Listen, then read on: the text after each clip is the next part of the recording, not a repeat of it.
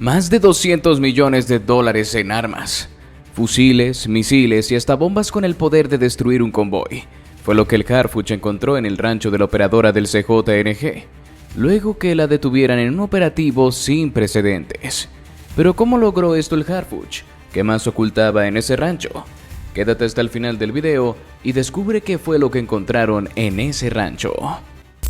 48 horas después de la captura, a las 4:14 am, un convoy de fuerzas federales encabezado por unidades tácticas de la Guardia Nacional, Sedena y Marina, con apoyo aéreo discreto, comenzó el cateo.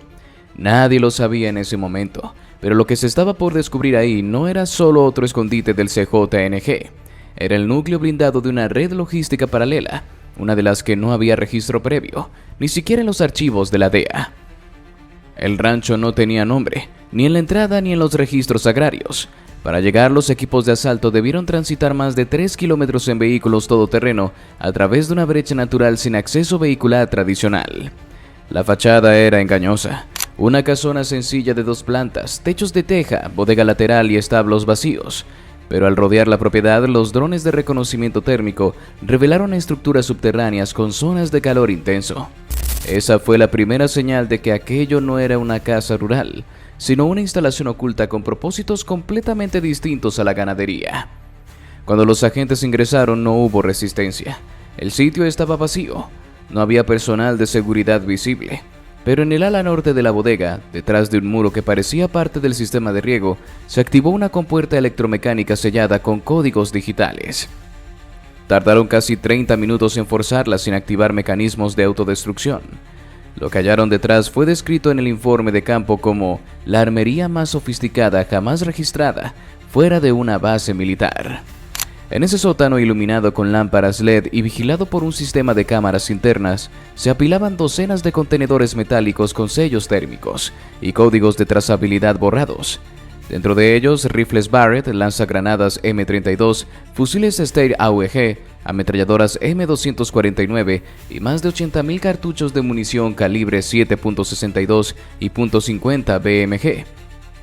En una sala contigua, los peritos hallaron 5 lanzadores de misiles FGM-148 Javelin, usados por la OTAN en conflictos de alta intensidad, y 6 drones armados tipo BTOL listos para ser montados con explosivos. La estimación preliminar del armamento superaba los 200 millones de dólares en valor de mercado negro, no por la cantidad, sino por la naturaleza y procedencia del arsenal. Muchos de los números de serie estaban limados, pero varios componentes aún portaban etiquetas de uso militar estadounidense. Algunos misiles estaban empacados con instrucciones en árabe y otros en cirílico, lo que indicaba múltiples orígenes: Europa del Este, Medio Oriente y mercado negro norteamericano. El hallazgo sacudió incluso a los altos mandos. Lo que se había descubierto no era una bodega armamentista común, era una base de guerra en pausa.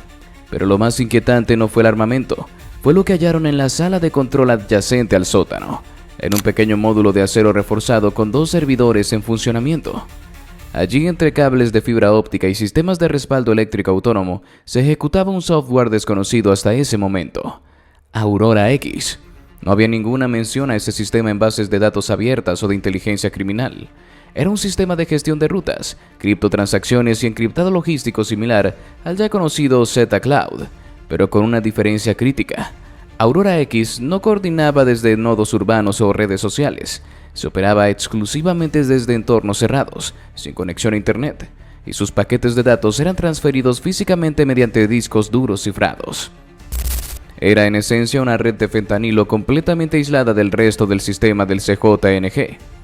El análisis inicial reveló mapas internos que mostraban rutas activas desde Jalisco hasta estados como Georgia, Pensilvania, Ohio y, de forma destacada, Miami y Filadelfia. Los cargamentos no eran identificados como droga en los manifiestos internos. Cada unidad era clasificada bajo etiquetas como DNA4, CMB7 y TX-alfa. Códigos que luego coincidieron con cargamentos confiscados en Estados Unidos durante los últimos 11 meses.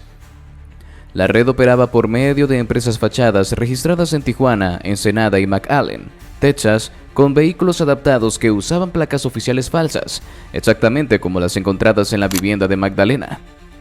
En una caja fuerte dentro del módulo también hallaron 37 pasaportes falsos, varios con sellos de entrada a Estados Unidos por Laredo, Nogales y El Paso.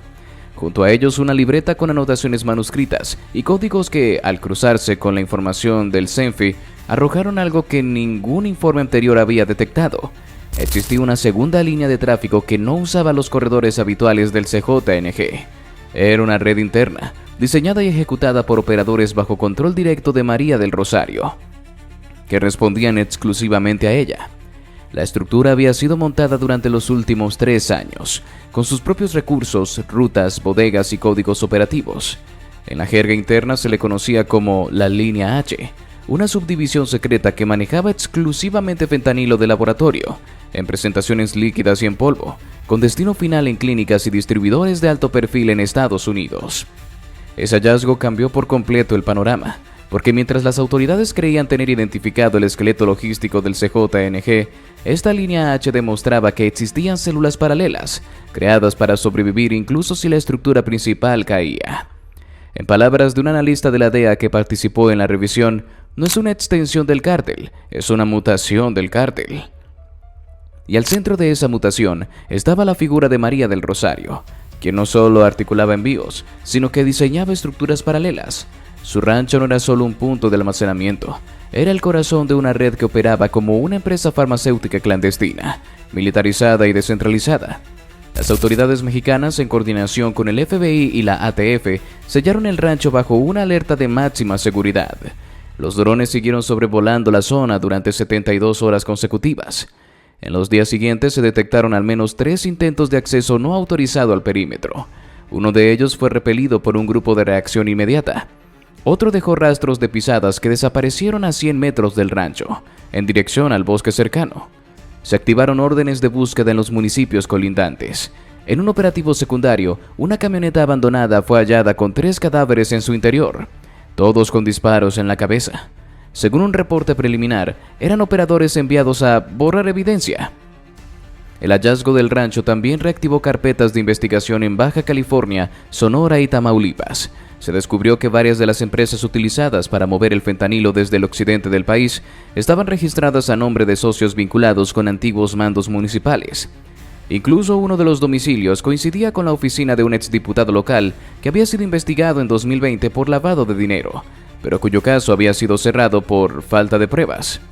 Ahora el nombre aparecía en al menos 2 transacciones con una empresa ficticia registrada en Delaware. María del Rosario nunca mencionó el rancho. Durante sus primeras horas bajo custodia no emitió palabra alguna, pero su silencio se interpretó como una estrategia, no como desconocimiento. Sabía que los dispositivos electrónicos hablarían por ella. Sabía también que mientras el Estado escarbaba en sus datos, sus redes iban cayendo solas. Harfuch lo dijo de forma cruda en su siguiente comparecencia. Nos adentramos en una red que ya no respondía a jerarquías tradicionales.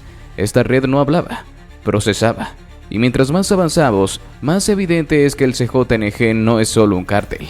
Es una arquitectura criminal que evoluciona sin rostro.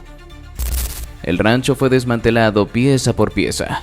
Cada arma, cada componente electrónico, cada libreta fue enviada a laboratorios federales. El valor estimado del armamento confiscado equivalía a casi $200 millones, pero el daño real era incalculable, porque por primera vez se había perforado una estructura que ni siquiera el CJNG reconocía abiertamente. Una línea oculta, silenciosa y diseñada para sobrevivir incluso si todo lo demás se derrumbaba. La línea H ya no era un rumor, era real y estaba rota. Pero la verdadera pregunta ahora era otra.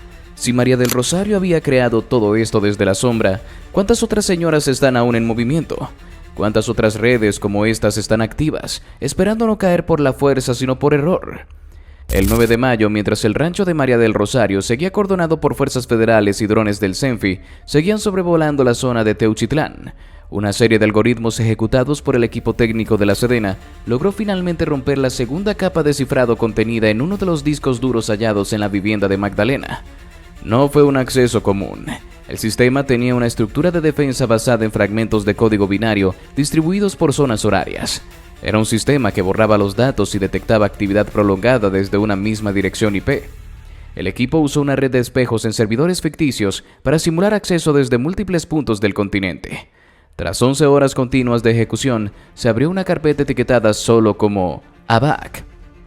Lo que contenía era algo que ningún equipo de inteligencia mexicano había previsto. Eran mapas, protocolos de tránsito, listas de transferencia, nombres clave y, lo más revelador, una estructura de nodos independientes operando desde Baja California, Sonora y Ensenada, en conexiones activas hacia la costa este de Estados Unidos y 3 países específicos del sudeste europeo: Serbia, Bosnia y Montenegro.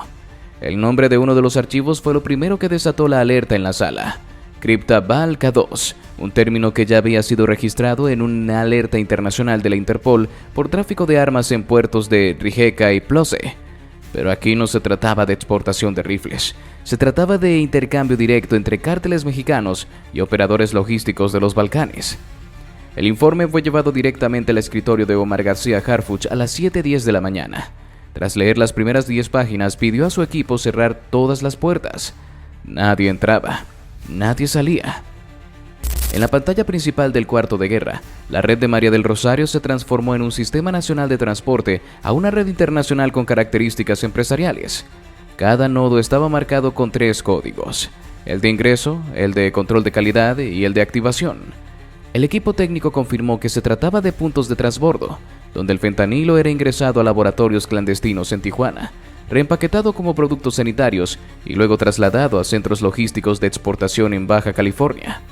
Pero lo que elevó el nivel de la investigación fue otro hallazgo dentro del mismo dispositivo: una serie de llamadas de voz encriptadas entre una mujer identificada como Rosa E.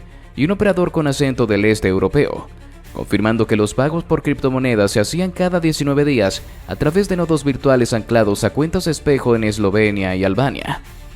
Hasta ese momento, el CJNG se consideraba una organización con influencia regional y redes hemisféricas, pero lo que estos dispositivos revelaron fue algo distinto: una alianza silenciosa con estructuras criminales que, hasta ahora, solo operaban en escenarios de guerra o comercio ilegal europeo. La pregunta se volvió urgente: ¿qué hacía una operadora de bajo perfil como María del Rosario gestionando un sistema de distribución global sin llamar la atención durante más de 6 años? Harfuch no tardó en actuar. A las 8:41 am, desde una sala privada del Palacio del Cobián, convocó una rueda de prensa sin previo aviso. Vestía de traje, sin chaleco táctico y sin acompañantes. El mensaje fue directo, sin notas, sin papel, sin adornos. Lo que descubrimos en las últimas horas no es una red de distribución de droga. Es una estructura transnacional diseñada para operar como una empresa criminal con nodos internacionales, protocolos de silencio y operadores invisibles. Y no me importa lo que cueste ni lo que implique. Vamos a llegar hasta el último eslabón. Esta vez no vamos a cortar las ramas. Vamos a arrancar de raíz. El mensaje recorrió redes sociales en menos de 20 minutos. En algunos sectores diplomáticos causó incomodidad, pero en los pasillos de seguridad nacional provocó otra cosa: una señal de que el juego había cambiado. Harfuch no estaba anunciando una captura, estaba declarando una guerra técnica contra una organización sin bandera. En paralelo se activaron nuevas órdenes de revisión en Baja California, con enfoque en 2 puertos clave: Ensenada y San Felipe. En ambos el sistema de cámaras fue intervenido en tiempo real, y un grupo especial de la Marina comenzó a seguir el rastro de una empresa de transporte llamada Ocean Light Cargo, vinculada a envíos de mercancías sanitarias hacia Europa del Este. No aparecía ningún listado de empresas investigadas previamente. Los dispositivos de María del Rosario no solo hablaban, trazaban rutas completas. El sistema Aurora X, hallado en el rancho, se complementaba con este software secundario que registraba entregas simuladas de prótesis ortopédicas, medicamentos y suministros clínicos. Cada paquete tenía un código QR que redirigía a una página médica falsa. Al escanearlo se abría una red de autenticación cruzada que funcionaba como candado. Solo los receptores autorizados en el extranjero podían acceder al contenido verdadero. En el informe de 42 páginas enviado al FBI, se reveló que parte de estos paquetes habían sido recibidos en clínicas privadas de Belgrado y Sarajevo, disfrazados de apoyo médico humanitario. En paralelo, los investigadores mexicanos hallaron una conexión aún más alarmante. Entre los nombres encriptados como responsables logísticos, aparecía uno que había sido registrado en una lista negra del Ministerio del Interior de España, vinculado a una célula de lavado de activos en Valencia. Su vínculo con el CJNG hasta ahora había sido considerado anecdótico. Ahora sus mensajes estaban directamente ligados a María del Rosario, con transferencias en cadenas hacia cuentas controladas desde Baja California. La red era tan sofisticada que, incluso con la intervención del FBI, CENFI y el Departamento de Justicia, se estimó que al menos el 60% de las operaciones aún permanecían ocultas. Pero María del Rosario, ¿cómo fue que acabó en este mundo? ¿Qué la condujo a tomar esa decisión? Nadie nace jefa del crimen. A María del Rosario la hicieron el mundo, el abandono y la capacidad de ver más allá de la piel de las cosas. La historia oficial, la que aparece en expedientes judiciales y en informes clasificados, comienza con su captura, pero la historia real, la que explica cómo una mujer logró lo que otros ni soñaban con el CJNG, empieza mucho antes. En un caserío de Jalisco, sin nombre en los mapas y sin futuro para sus habitantes, donde el aire olía más a polvo que a esperanza y donde una niña aprendió que llorar no servía de nada. Tenía 9 años cuando su madre desapareció. No hubo aviso. Solo una mañana la cama estaba tendida y el fogón frío. Su padre, alcohólico y violento, no tardó en perderse también. Esta vez en la cárcel, tras un altercado con un policía federal al que intentó apuñalar. Rosario, como entonces la llamaban, fue a parar a una casa hogar en San Juan de los Lagos, una de esas donde los días pesan y las noches nunca se apagan del todo porque los gritos, de dolor o de rabia, te siguen como sombras. Ahí aprendió su primera regla: el silencio es poder. No lloró cuando la castigaron por pelear. No delató cuando las mayores vendían droga para los vigilantes. No habló cuando una monja intentó tocarla. Se convirtió en una sombra astuta, observadora, que guardaba cada detalle y lo memorizaba como quien archiva armas. A los 15 se fugó con una mochila, un cuchillo de cocina y una libreta llena de códigos. Nadie preguntó por ella. Nadie la buscó. Llegó a Guadalajara y trabajó limpiando en una cantina. Después fue mesera. Luego, sin que nadie supiera cómo, terminó encargada de la contabilidad. Tenía una facilidad casi enfermiza para recordar números. Los patrones lo notaron. También notaron que no hablaba de más. Uno de ellos, ligado a un narcomenudista del mercado San Juan de Dios, la presentó con un sujeto apodado El 7, un operador logístico menor del CJNG. Era 2008. El 7 la puso a manejar efectivo, entradas, salidas, lavados. Rosario comenzó a crecer. A diferencia de otros, ella no buscaba brillar. No usaba ropa llamativa ni redes sociales. Leía, estudiaba los movimientos del cártel como si fuera un tablero de ajedrez. Cuando el 7 cayó en una redada, nadie se sorprendió. Lo que sorprendió fue que Rosario ya había transferido todas sus rutas a su nombre, limpiado los rastros y reemplazado a sus contactos clave con nuevos operadores leales solo a ella.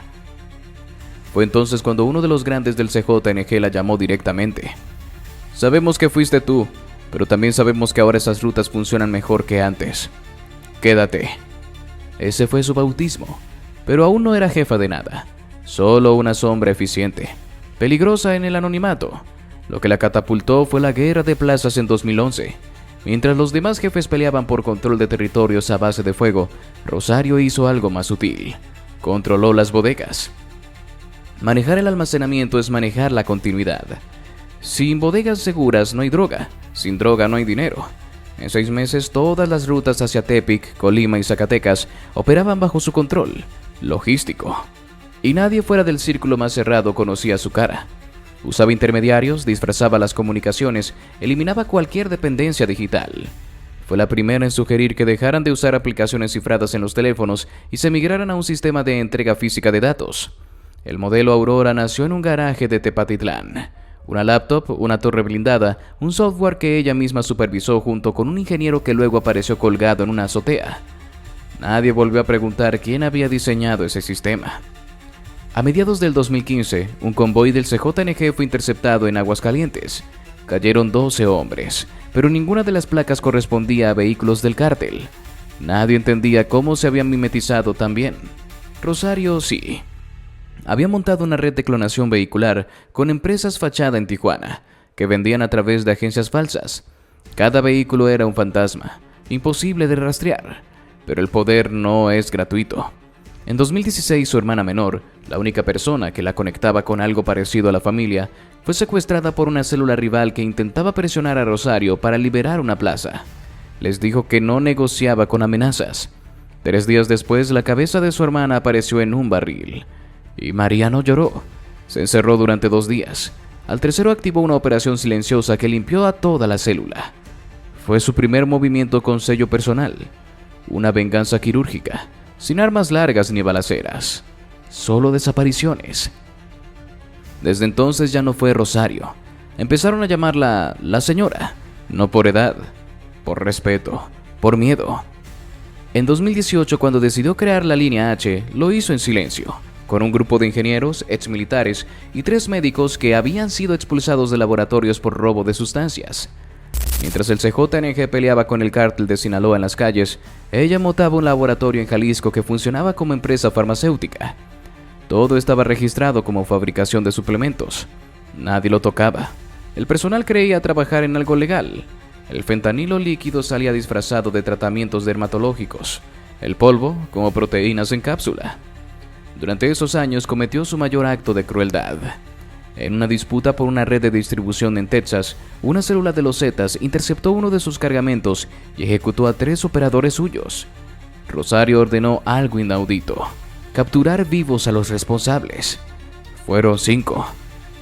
Los tuvo 12 días en una bodega en Reynosa. No mandó sicarios, fue ella misma. Grabó videos, uno por uno, los interrogó, mutiló y quemó. Al final envió los restos en cajas a diferentes estados. La consigna que acompañaba los paquetes decía: esto no fue venganza, fue aviso. Los altos mandos del CJNG la temían, pero la necesitaban. A ella respondían cargamentos que representaban el 40% del flujo anual hacia Estados Unidos. E incluso cuando algunos jefes más visibles caían, la señora se mantenía. Nunca usaba el mismo teléfono 2 veces, no dormía en el mismo sitio más de 3 noches. Solo sus más cercanos conocían su rostro, pero incluso ellos sabían que podían desaparecerlos si hablaban de más. Y así llegamos al final de este video. Si te gustó, te invito a que nos des tu me gusta para seguir haciendo más videos como este. Además de que no olvides suscribirte y activar la campanita para que no te pierdas ninguno de nuestros nuevos videos. Te deseo un gran día. Hasta la próxima.